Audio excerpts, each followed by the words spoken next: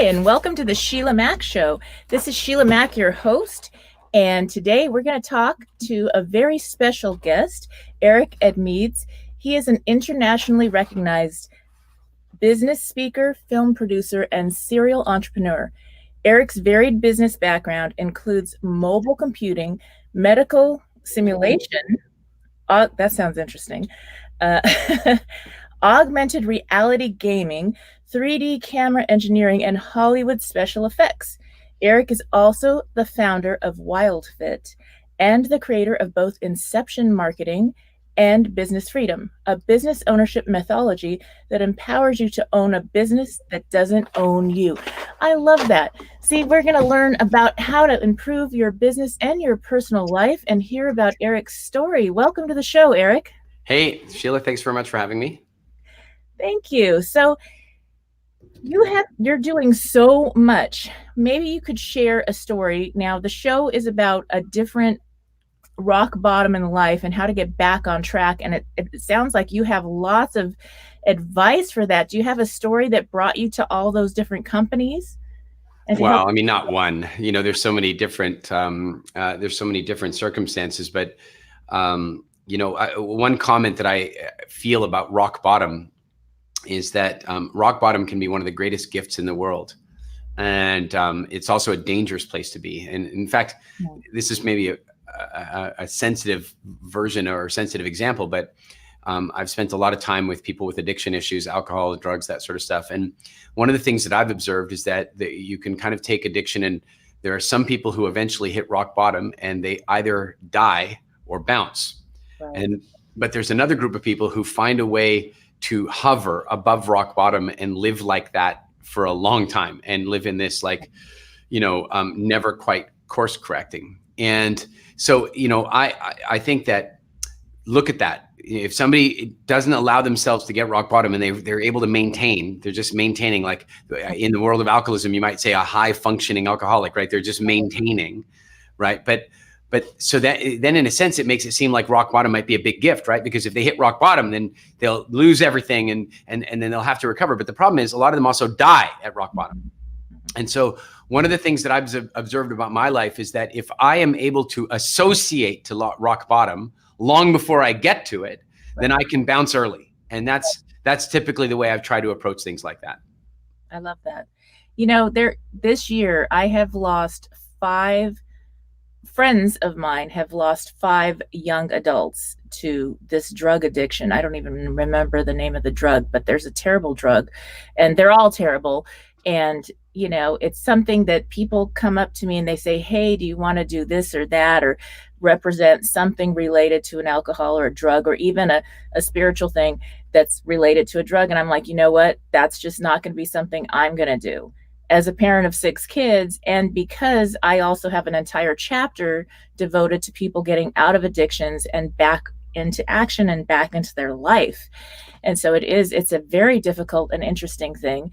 And I've known genius people that are so incredibly talented that are either doing a drug or taking alcohol, and it's actually a coping mechanism for something else that's going on. It could be an ADD or something else that's happening in their life, and they're using it to cope because they're like geniuses. They're brilliant. They're running big corporations and companies, and yet they're crashing cars and losing their license. These are like grown-ups. There's no excuse. And yet they're able to function, and you just think, oh my gosh, what would they be without that impairment of the alcohol or drug? What kind of life would they be leading? Yeah, it is incredibly difficult. I think that the strange twist of it all is, we came into this life, I think, to feel and to experience. And now anytime we're looking at something as an anesthetic, then that's the moment where we should be learning something. So if we're using alcohol as an anesthetic, if we're using food as an anesthetic, if we're using Netflix as an anesthetic, all of those things I think can have their place. I personally don't drink alcohol, but it's not, I don't judge other people who do. I think that there are people who really enjoy a drink or two. They particularly like a style of wine or what have you. But at the point that they're crossing over and it's altering their personality, or they're using it as an anesthetic, like I have often had clients come to us in the early stages of working with them and say, I can't sleep until I've had a glass of wine. That's a problem. That's not a solution. That's a problem. And so I think that's really what we want to be looking at, is when we are running away from our feelings and whatever we're using to distract that, there's something to be learned there. You know, and I think there's so much peer pressure with that. And because you don't drink, I think you might know what I'm talking about when you go out and other people are choosing to have a drink or two, even, you know, one little bit of wine with dinner or whatever, and you choose iced tea or, you know, something else. And then there's like, hey, why aren't you drinking? I mean, I have a really great friend that is maybe one of those closet drinkers that maybe goes a little bit overboard. And she's like, I love you. You are my favorite friend, but I would love you more if you drank. And I was like, what does that got to do with our relationship? You know? Yeah, I have faced that from people from time to time. You know, I think there's a couple of problems wrong generally in the way we deal with alcohol with children. Like by making it this rite of passage, oh, you have to be 18, 19, or 21, depending on what your legal, you know, what country you're in or state you're in. The minute we do that, there becomes this linkage that this is an adult behavior. And of course, then kids want to do it because they want to do adult behaviors. And so I think we create a bunch of expectation that way. But plus, then we create this, you know, sort of peer pressure thing where it's like, if you order an iced tea, well, that's a kid's drink. You know, if you order a soft drink, that's a kid's drink. Now, I will say this, that I've probably been, I think that like next month, I probably am 29 or 30 years without alcohol. I really should work it out and figure it out. But I pretty much only drink water. So it's not like I'm ordering an iced tea or a kid's drink. I'm drinking water. But I can tell you this, 5, 7, 10 years ago, I got a lot of peer pressure. And now I get very little. I still do every now and again, but it's different. In the old days, it was like, oh, I wish you'd have a drink with us. Come on, have a drink. Now, every now and again, people come up to me and they go, I'd like to see you drunk.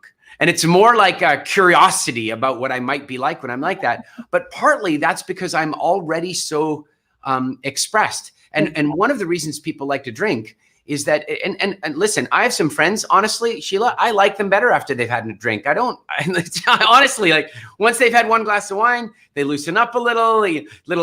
But one of the things that happened to me, because I stopped drinking at 21, is I never learned to use alcohol as a social crutch. And a friend of mine quit drinking at 31. And he came to me one day and he's like, man, how do you do that? How do you talk so freely? How do you go dancing on the dance floor? How do you go up and talk to people? Like, how do you do that when you don't have a drink in you for the liquid courage? And I said, well, here's this first clue is I never learned to use the liquid courage as a crutch in the first place. That kind of helped. Yeah. And now I see this transition. I go out with friends. They have a glass of wine. I go to a party here on the pool deck. They have a glass of wine. Everybody's laughing. Everything's good. They have 2 glasses of wine. It's pretty good. By the time people are drinking the 3rd glass of wine, I'm leaving. And that is because consistently, once the 3rd glass of wine has happened, people don't listen to each other anymore. They don't like the topics become inane. All of a sudden, the Kardashians become incredibly fascinating. Like I am out. Right. Yes, I totally understand. And, you know, we have lots of friends that are on that path to recovery and just barely 1 or 2 weeks into maybe not picking up a drink and making that switch.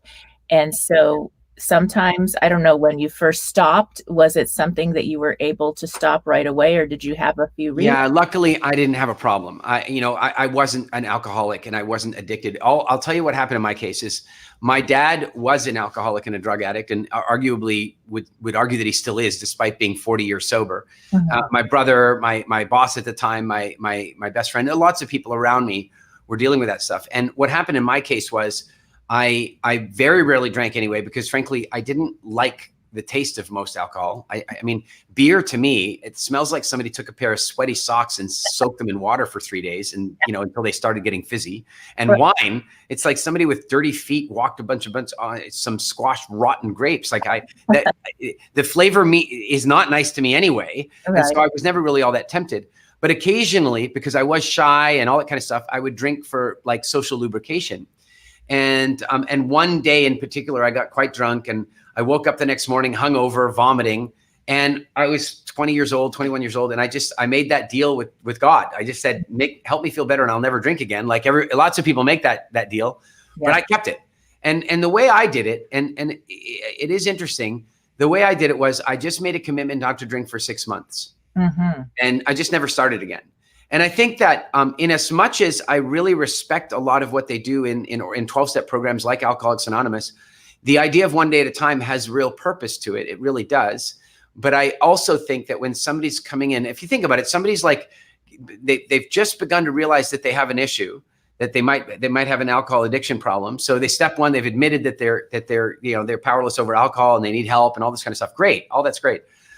But at that point in time, to contemplate giving up alcohol forever is just too much. Yeah. It's too much. And so AA has this idea, well, it's actually just one day at a time. I would argue that one day at a time is also too much. That for me, my feeling is anybody who's going to quit something, it really is good to create an initial window of firmness that you absolutely commit. Like, I'm going to go 30 days without. And after the 30 days, I can start living one day at a time if I want. But there's something about taking away the debate every day. When it's one day at a time, every day, it's like, should I, shouldn't I, should I, shouldn't I, should I, shouldn't I? When you just like, I'm just not doing it for a month. Right. And I know some people can't do that. I get it. Addiction is painful. But it's a strategy that has worked for me. And I think it's really important to have a support group and maybe many support groups. I know we met through Tony Robbins group, and with that, it's our peer group, and making sure that you're connected to other people that can help you through things, support you, pick you up when you're down, but also give you a little firm kick when you need it. And so, keep you accountable in one way or another. And I know the 12-step programs also offer that type of help. And so I think that that's a huge part of the success in that. So make sure to connect with people that are supporting you. It's going to shift who your peer group is. Did you find that you made a shift at that young age also because you stopped drinking? I think for me, again, it was a bit different because I really didn't drink much anyway. In fact, most of my friends knew me as somebody who rarely drank. Like, if I decided to drink, everybody was like, "Hey, Eric's drinking!" Like it was an event. Like and I was a happy drunk. Like I was never belligerent or any of that kind of stuff. So, but in my case, my call them drinking friends were largely my work friends. And I stayed in that job for a little while after that. But again, I think it is a really good idea to switch peer groups. Remember that I had trained my peer group to make me the designated driver because I always needed an excuse not to drink before. I didn't want to give in to the peer pressure. So I just made myself the designated driver. But now, having worked with tens of thousands of people in 100 countries around the world on a variety of different types of addiction, especially around food addiction, I can tell you something. Changing your tribe is one of the most powerful things you can do. It doesn't mean that you have to say goodbye to everybody else. It just means, look, Jack Canfield will tell us, Brian Tracy will tell us, Tony Robbins will tell us, if you hang around with 5 people a lot, then you're going to start to look a lot like those 5 people in a variety of ways. You're probably going to end up economically similar to them. You're going to probably end up with your weight similar to them. You're probably going to end up with similar alcohol habits to them. And so my feeling in life is that in any area of my life where I want to improve, I am recruiting. I'm recruiting peers that inspire me. And what I want is a peer group of people some that are doing slightly better than me or a lot better than me, and some that might need my help, because I find that by being the conduit of the transformation, it locks into me all the better. I wouldn't want to be the only one in the group that's learning. I want to be learning from one group, passing on to the other. And I find that just facilitates change for me. Yes, I totally agree. It makes all the difference. And I often say that sometimes we have to leave a group that's not aligned or maybe not serving us in trying to get out of an addiction or make a lifestyle change. And when we leave, later we end up leading other people as an example, because they're like, hey, you know what? That looks pretty cool. I want to do that. I want to live like that too. I want what you have. And it's through modeling and living your best life that you start getting that. And I'm sure you get that all the time. So my next question is, I would love to hear more about the Wildfit. I think it's a wonderful program and it's very aligned. So tell us more about that. I think there's 2 ways. I can just sort of tell you what it is. And it's a health coaching company that lies at the intersection of solid nutritional education and, more importantly, food psychology. And I think that's what's missing in the diet space and has been missing in the diet space. Like the fact is somebody could give you all kinds of great nutritional education, but at the end of the day, if you don't understand your reasons for eating, then you can't change it. And so that's what we've unlocked more effectively than I think anybody else has. And I think that's why we've had the success and growth that we've experienced. We've now had, I think, something like 35,000 clients in 130 countries around the world, wow, which to me is shocking since I started it as a hobby in my living room, 6 years ago. And if I do go into that a little bit, in essence, what happened for me is that same year that I stopped drinking, I changed my relationship with food, and I lost 30 some odd pounds and turned around all kinds of sicknesses that I had and symptoms that I had. And I just became really fascinated by health. And I came to understand, Sheila, I just came to understand something. At the end of the day, nobody will ever care as much about my health as me. Exactly. Maybe arguably my close family, but even then, at the end of the day, nobody will ever care as much about your health as you will. And if you're putting your health in the hands of your medical doctor, who frankly didn't study nutrition statistically, then I think there's going to be a problem. And so that began a major journey for me, reading, research, traveling to go stay with nomadic hunter-gatherer people over the last 10 years to learn what I could about what we would call now nutritional anthropology. And then, of course, the behavioral change psychology around food. And that is what resulted in Wildfit. Started with 8 clients in my living room on a Zoom call. Actually, it was Google Hangouts back then. Oh, wow.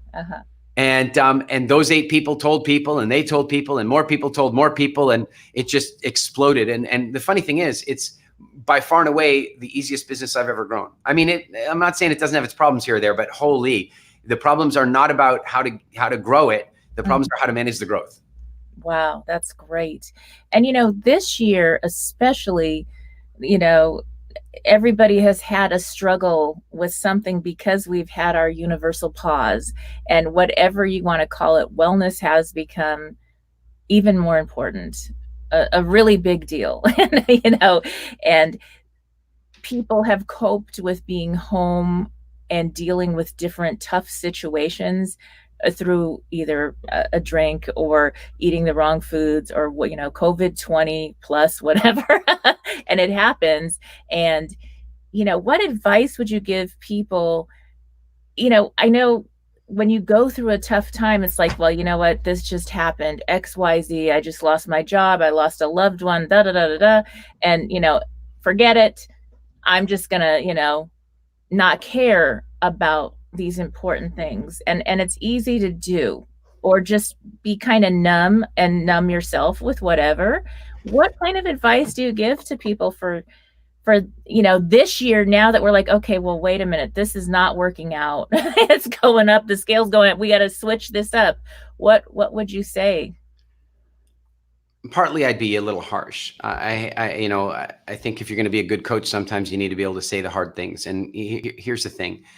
If you suddenly found out that there was, let's say you're in a hotel complex and you suddenly found out there's a bunch of, armed gang members running around the hotel complex, beating people and stealing stuff. Is that a good time to go up to the minibar and get drunk? Nope.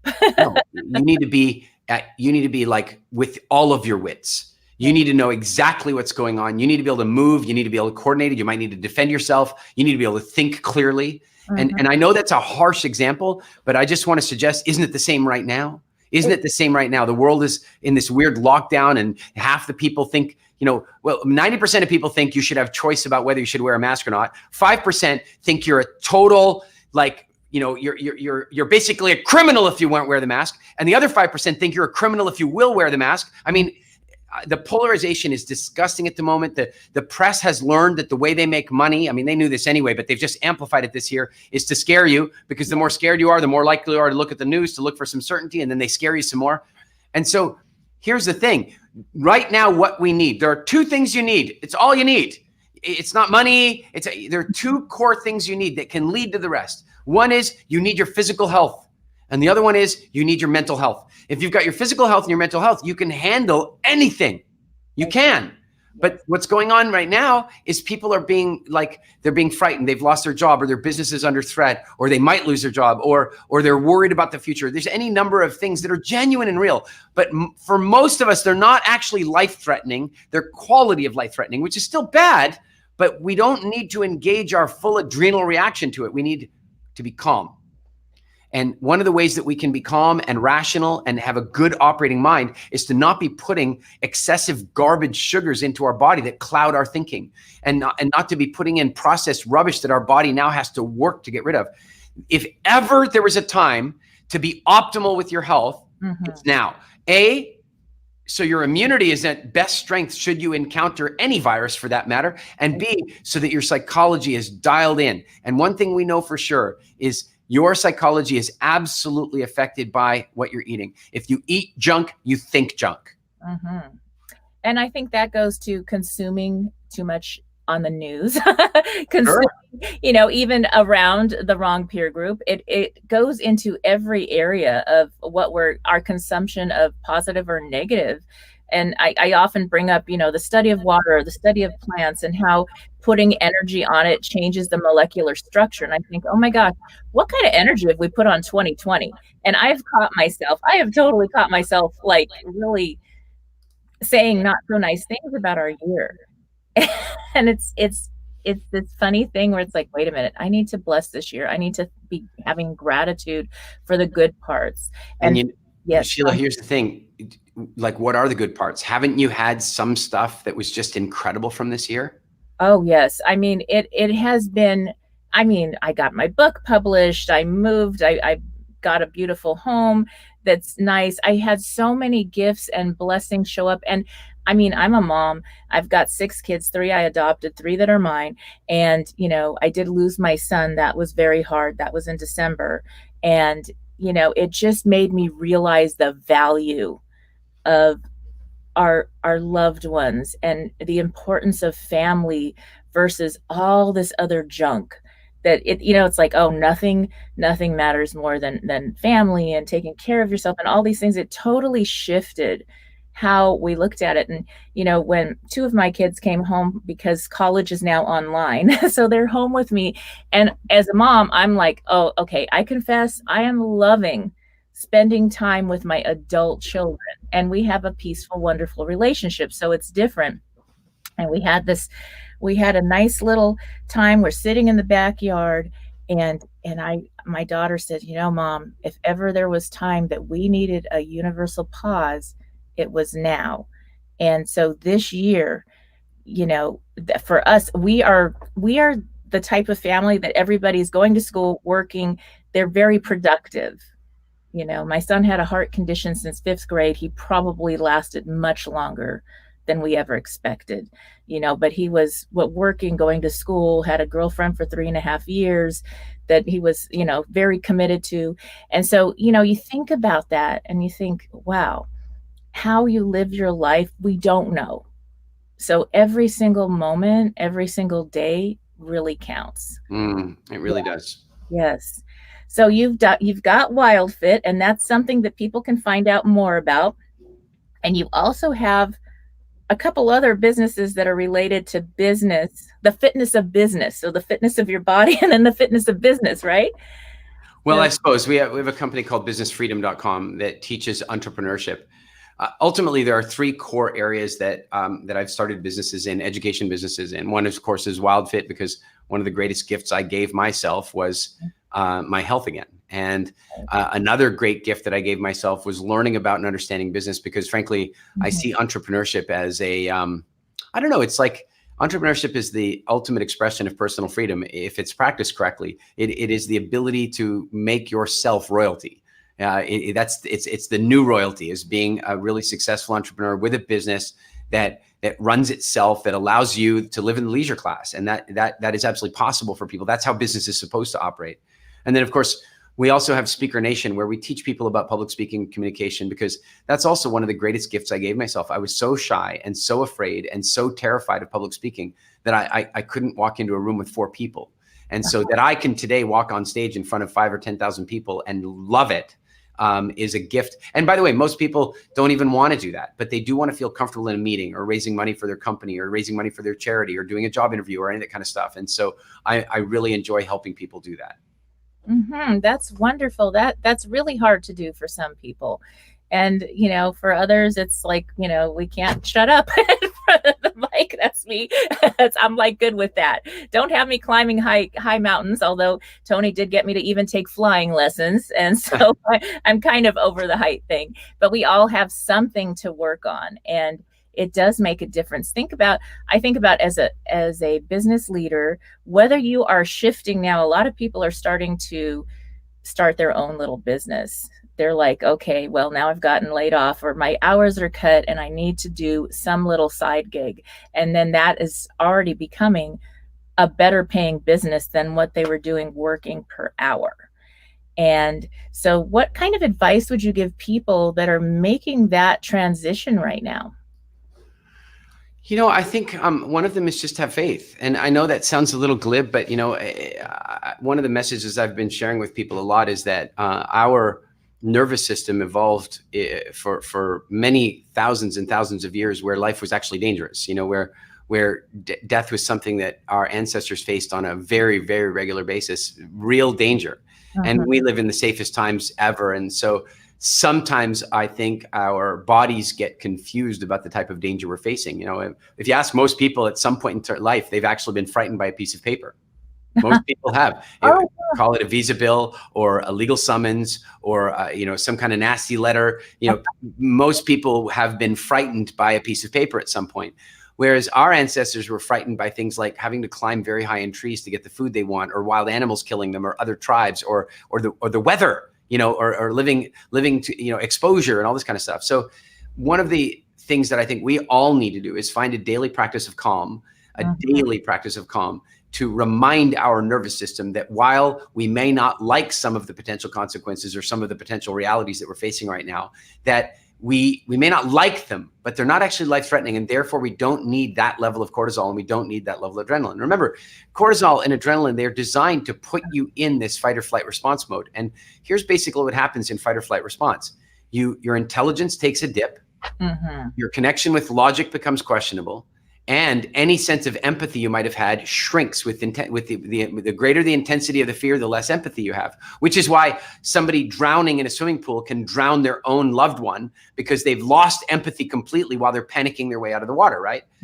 So what we have to recognize is this is not a time to lose your intelligence, to lose your logic, or to lose your empathy. This is a time for operating at the highest level of intelligence, the highest level of logic, and the highest level of empathy for the people around you.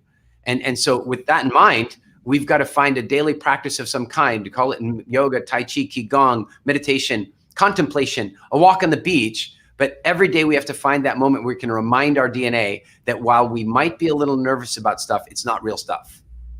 Yes. I I had that happen when I got a tax audit, and I've never had that before. I was really busy doing my life, running my businesses. I also have more than one business. And so I get this tax audit and I'm like, what? And they said, well, you didn't pay taxes on an extra 350,000. And I was like, really? What income? And I was like, well, it was some kind of a $35 check. And the lady, this one year I had switched over to a different company. My CPA wasn't available, and they had a loss or something, so they were sending people somewhere else, and they put an extra zero. I was so busy, I trusted. I was like, okay, I sign here, whatever, it's all good. And my friends, I remember my friends were like, oh my gosh, I would just die if I had a tax audit. This would be the worst. And I was like, you know what? I'm going to pay my CPA finally returned. And I was like, I'm going to pay my good CPA that's always done things right. He's going to take care of everything.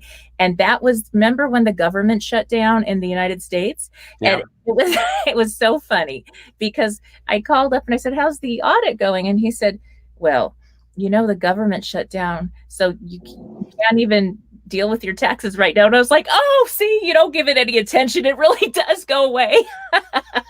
and I laughed about it. And it was funny. And they finally, they resolved it. I owed nothing. I mean, unfortunately, I had to pay extra to the CPA to do the work. But it's like, let go of things that aren't so important, or delegate when you can. And I think because I was detached I was like, well, the worst thing that happens is I have to pay them something and make an arrangement, whatever it is, I don't know. And I'm not going to die from this. This is not the worst thing that could ever happen in my life. Sheila, it's funny you mentioned the government shutdown, because if you're talking about the Obama one, I owned a company at the time, and we were I owned a couple of companies at the time. One was in Hollywood, special effects and stuff, and I think I still had that company at that stage. But the other one was manufacturing hyper realistic medical simulation devices for the U.S. Army, simulating particular types of injuries for medical training. And it was an award-winning product. We'd won awards from US Congress, from the Army, and we had all these orders in for the next year. And then the government shut down. And because our biggest client was the government, what ended up happening was every purchase order that we got vaporized out of the system. And it meant that it was have to go through the entire government process again, but that takes a year. So it meant that all of a sudden, like, I don't even remember now, probably several $1 million worth of sales suddenly just disappeared. And we have all this staff, and they're union staff. They're very expensive staff. And we have all the and in that moment, it absolutely looked like it was over. And I remember the adrenaline pumping through me, and I feeling terrible, couldn't sleep. And then I remembered to take a walk in the forest to remind myself that at the end of the day, I'm still going to eat. I'm not going to, we don't know what's going to happen here. So there's no point worrying so much about it. And even if the worst happens, it's just going to be another chapter that's closed, and then I'll start another chapter. I can't, it is what it is. Right. And I'll tell you, in the end, an even better stoic person at that point in time was my business partner, John, and he just buckled down and he did some real magic. I think we both ended up doing a bit of magic here and there to make things happen. But at the end of the day, it got turned around. We managed to survive the toughest times. We got it up. We got the business back on its feet. And then, a year and a half later, we were exiting. And so even in the moment when it looked like certain death, it looked like certain over, even then it wasn't. And so that's the other side of it is that even when you think things are going to go really badly, A, maybe they're not, and B, really badly might not be that bad after all. It may be your biggest gift. I really think there's some magic in that, at least for me, when I find that gift, that situation that, okay, that brought me more resilience, it brought me new friends, it made me make a big shift, then to something more positive, the minute I find the gift, it's like the problem dissolves. It disappears completely. It doesn't exist anymore, because then I'm just focused on the positive. And I think finding the gift, how can you find the gift in some really serious, sad, difficult situations this year? It's not as easy, but there's always something something you can be grateful for, even when it's a tough situation. And you can say, wow, I have gratitude for my son's life. I have gratitude for, I lost my house to a fire in 2017 with our California Ventura fire. I lost the house, the car, the cat, which it was terrible. And that was why I wrote my book, because I was like, whoa, you know what? I got back on track within a month, and I was sent to Beverly Hills. I never thought I'd be living in Beverly Hills and working in a beautiful penthouse with a team and doing all these amazing things and making so many new friends and this and that. It was a gift in a way, but it took a few minutes. And yet when I went back, I ended up staying at this little prefab house that I was renting.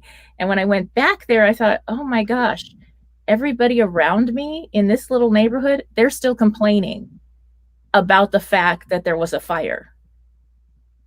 And I'm like already moved on. And so and it's so tough too, because if you simply move on, part of the problem we have is when we're mourning something, when we've lost a relationship or a loved one or a house or whatever, there's a bunch of different healing that has to happen. There's our own healing, but then there's the healing of our social network around us, right? And that's actually quite difficult, because especially if they were affected by the same event, because all of a sudden you're like, oh, well, I've moved on. And they're like, did you not care about your home? In other words, it's almost like you lifting yourself up is like there's sort of a peer pressure to not recover too quickly. Exactly. So one of the things that I feel about that is recover quickly and quietly and move on with your life, and don't be preachy about it. Don't tell, the minute you start going, look, it's just a house. You know what? Everybody has to heal in their own speed. Yes, exactly. And, it wasn't like we didn't grieve over it. It was really hard. But at the same time, I don't know if you've ever met anybody that gets stuck. They get stuck in 25 years ago. XYZ happened. Yeah. Like literally. And you walk into the room and you know the first thing out of their mouth is 25 years ago, this happened, and it starts to define them. And I think that's the difference between getting stuck in maybe a victim mentality versus, okay, now what am I going to do with this? And how can I use this as a way to be more resilient, as a way to move forward in our lives? So one of my experiences with that is that people generally get stuck somewhere where their subconscious believes they're safe. So, in other words, somebody had some kind of, childhood trauma, for example, and then it causes it causes a pattern of behavior, and that pattern of behavior may continue to be difficult for them. Like it may continue to cause pain for them, but because that pattern of behavior served them really well when they were 3, right, they've got this like rule that that's how they should continue to live, because on some level their subconscious believes that they're safer that way. And I heard this silly example, I can't remember where once, but it was like if a child is up on the couch and an 18-month-old or year-old child is on the couch and crawls off the couch and falls onto the blue carpet, there's every possibility that the child is going to learn that blue is the source of pain. And actually that might be a good thing, because in the future, when they get to the end of the couch, you're gonna look down and go, look, is that blue? That's that pain thing. And so for a little while, it might be serving them to feel that way. It might actually be helpful. But then there's gonna come a time when, first of all, it was never true anyway. It was true in only that context. And there's gonna be a time when a fear of blue is gonna be constraining for them. And so in that case, they will eventually let it go. But with some of the less obvious stuff, they don't, because people don't. They get stuck. And where they are stuck is that on some level, they subconsciously believe that they are safer stuck. Yes. That is beautiful. That is a great way to share about that. So getting unstuck, what examples or ideas would you have for people to just, when they realize, I think awareness is like the first step. But well, Sheila, sometimes it's awareness is obviously important, and sometimes it's just a matter of, I hate to quote Nike here, but sometimes it's a matter of just do it. And what I mean is, look, you take somebody to the high board at the diving pool, right, or cliff jumping, right, and what happens is they go up to the edge of the cliff or the edge of the diving board, and they really want to jump. They really want to jump. They've been setting the goal. It's on their vision board. They want to jump. And they go up to the end and they look over, and of course their brain says,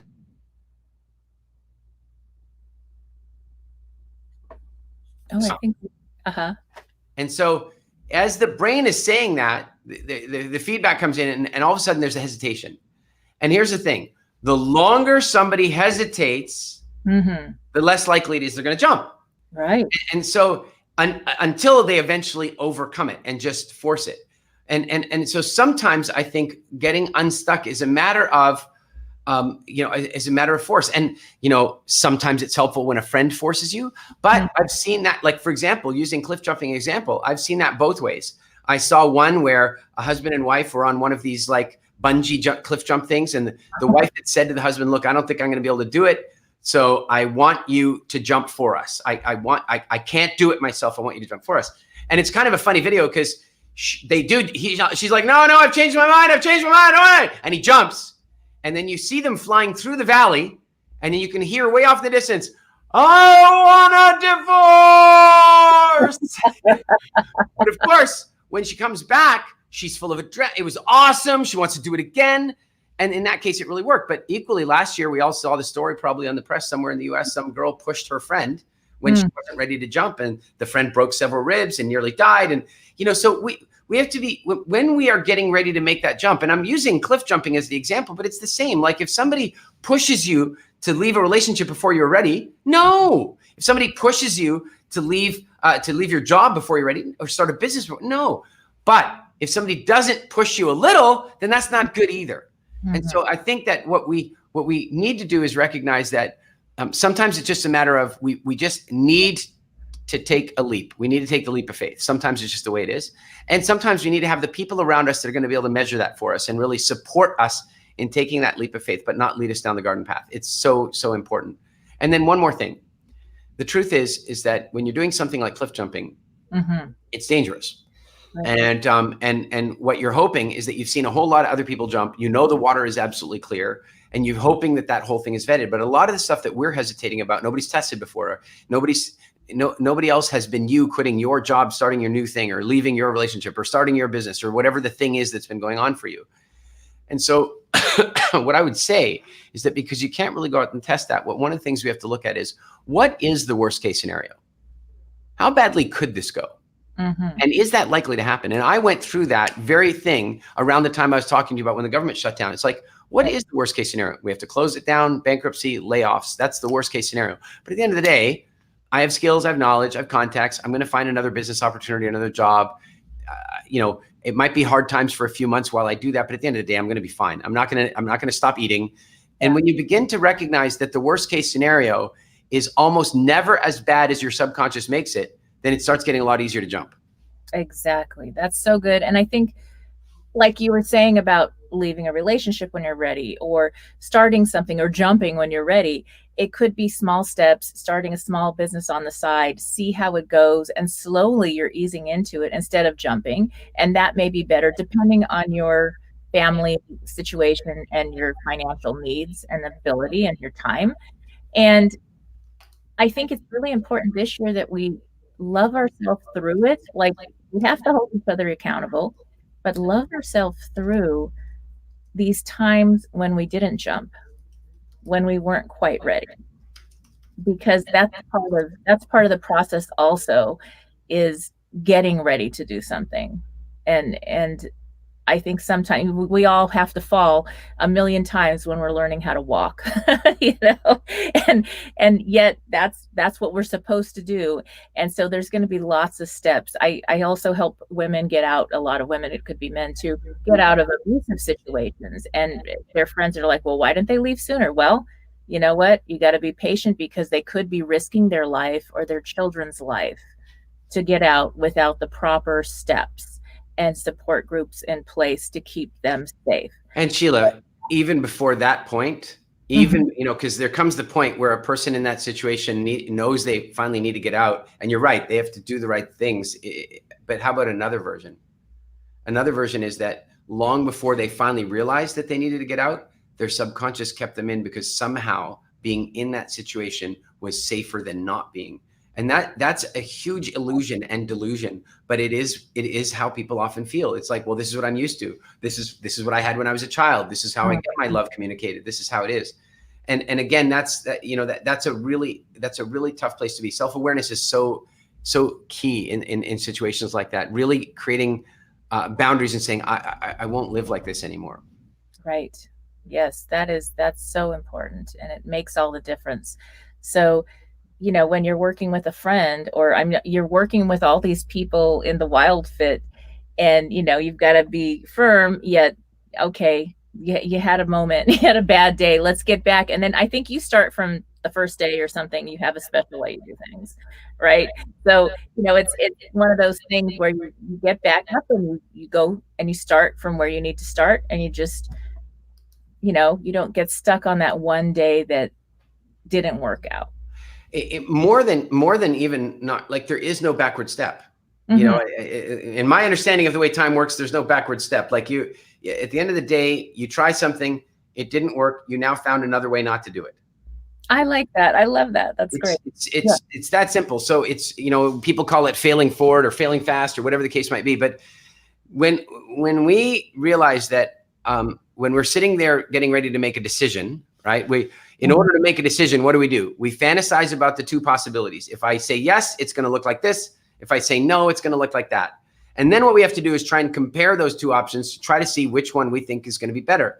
But the truth is, we're comparing two fantasies, neither one of which is actually going to be the truth. And then on top of that, we try to compare the fantasies on different time frames. So I often talk about this in the context of having children, like a couple sitting there going, well, should we have a child? Yes or no? So then you go, well, in order to make that decision, we have to go out and imagine what our life would be like having a child. And then we have to imagine what our life would be like not having a child. But it's not a one-time thing. It means we have to imagine, okay, if we're going to have a baby, if we look at the next 15 minutes, that sounds like a lot of fun. But if we look at the next 9 months, it might be harder work. If we look at the first 2 to 3 years, that's going to be really difficult. But hold on a minute now, there's a graduation from high school. There's teaching them how to swim. And so every time we're going, yes, no, yes, no, yes, no, we're frying our brains. Mm-hmm.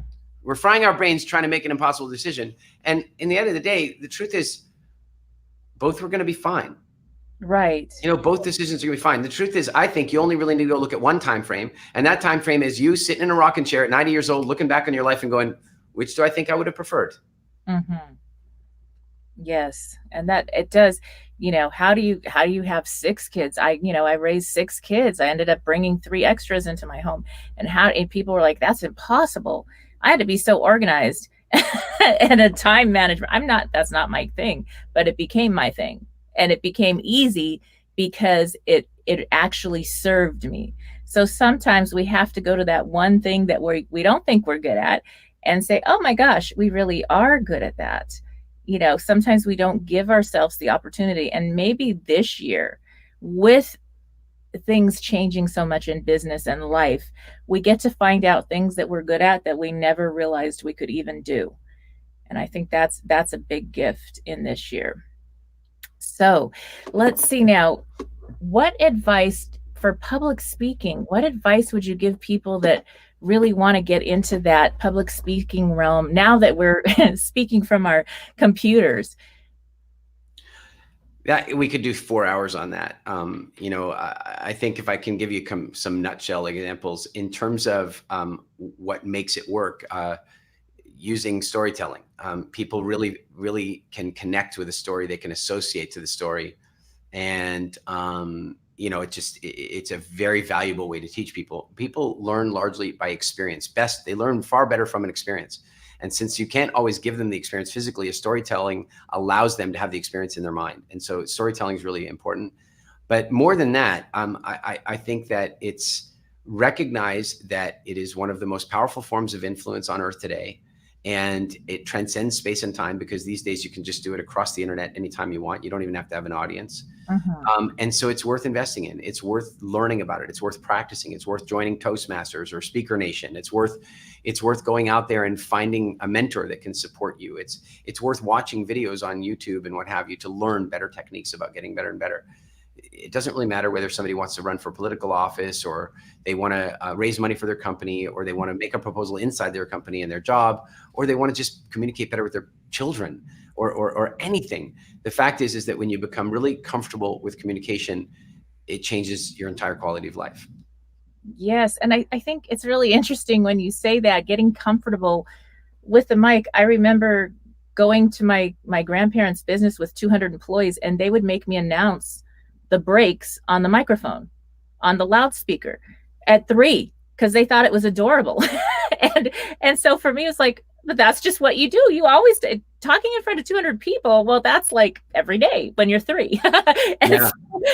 So when you're a parent, even to get your kids used to, now that we have kids at home and we're, homeschooling, or it's really a gift in that way too, because you have your kids with you and you can bring them into real life examples and let them do something where they're able to use their voice, connect with their friends. Even for young adults or college students right now, it's very isolating.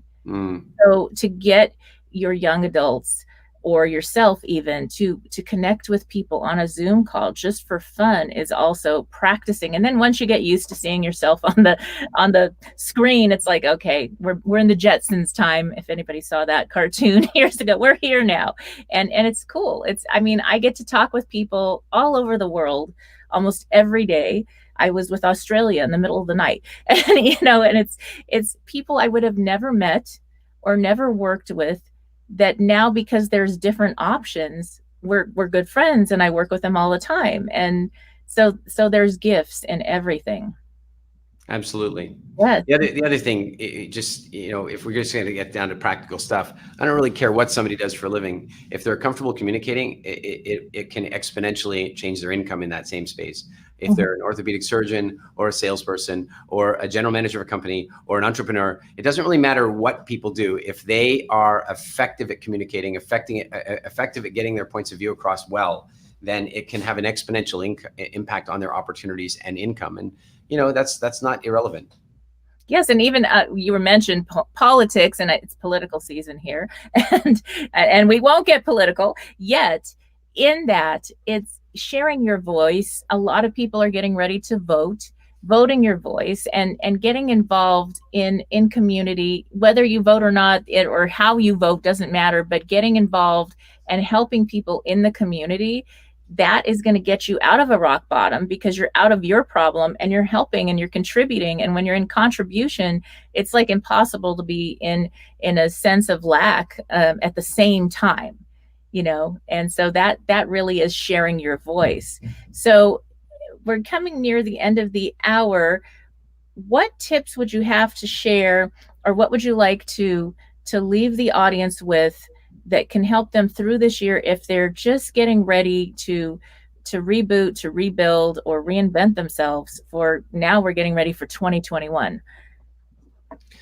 Well, I think one of the things is make sure you've got a good community around you. It really does help when you've got people around you that are moving forward, that are positive in energy, that are taking care of their health as well. Like, if you've got those people around you, the old African proverb says, if you want to go fast, you go alone, but if you want to go far, go together. And so I think that's a big one. The other one is constantly consume good content. Garbage in, garbage out, good in, good out. And so, listening to shows like this or podcasts, tuning into powerful master classes that you can get online these days, all of those things are going to create forward momentum, positive energy, improve self-esteem, and provide interesting strategies and distinctions for how to make things work. And then lastly, chill out. Chill out, relax, and find the space to enjoy as much as you can. I often joke that, the law of attraction doesn't have to be so damn complicated, because the law of attraction is as simple as this. If you are enjoying yourself, you are attractive. And the more you're enjoying yourself on a day-by-day basis, the more opportunities and people you are attracted to yourself. And so seeking out opportunities every day, even if things are tough, even if things are a little scary, finding the time every day to have some enjoyment. And when we went through all that stuff I mentioned earlier with the studio, where we thought we were going to lose it and all the layoffs and stuff, one of the things, the decisions we made at that point was, we still got to go out and have a nice meal and laugh. Yes. Still got to go to the movies sometimes, got to go for a walk in the park. We still have to do that stuff, because there does come a point where simply working all the time doesn't actually do any more anyway. And so taking some chill time, and maybe whether it's meditation, contemplation, Tai Chi, Qigong, yoga, a walk on the beach, the park, get outside, breathe some fresh air, calm yourself down, and give yourself the signal that everything is actually going to be okay, because it is. Right. That's so beautiful, Eric. And how can people reach you? The easiest way, I guess, is Instagram. I manage my own Instagram, so I'm at Eric Edmeades on Instagram. I'm also on Facebook and Twitter and that stuff. But also, we can go to www.eric.ee for my primary website. And for those people who are intrigued by Wildfit, go to getwildfit.com. That's wonderful. All right. Thank you for being a guest on the show, and thank you for tuning in. We will see you next time. All right.